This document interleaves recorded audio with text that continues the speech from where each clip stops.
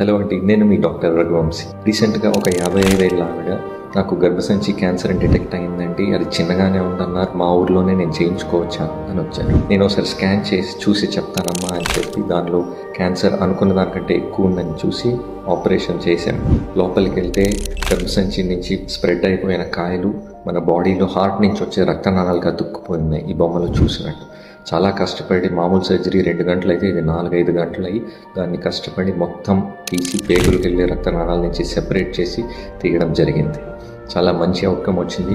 ఇప్పుడు she can expect a normal life span like any other person. ఇదే difference ఒకవేళ మనం మామూలుగా ఎక్కడైనా చిన్న క్యాన్సరే కదా, చిన్నగా సర్జరీ చేసుకోవచ్చు, 90% ఏవి ప్రాబ్లం ఉండదని చేయించుకుని ఇలాంటివి ఏమైనా మిగిలిపోతే వాళ్ళ లైఫ్ స్పాన్ 2-3 ఏళ్ళ కంటే ఎక్కువ ఉండదు. కంప్లీట్ సర్జరీ చేసి కంప్లీట్ రిమూవ్ చేసుకుని కీమో కానీ రేడియోథెరపీ తీసుకుంటే వాళ్ళు నార్మల్ లైఫ్తో ఉంటారు. ఏ క్యాన్సర్ని తక్కువ అంచనా వేయొద్దు, చిన్న చూపు చూడొద్దు.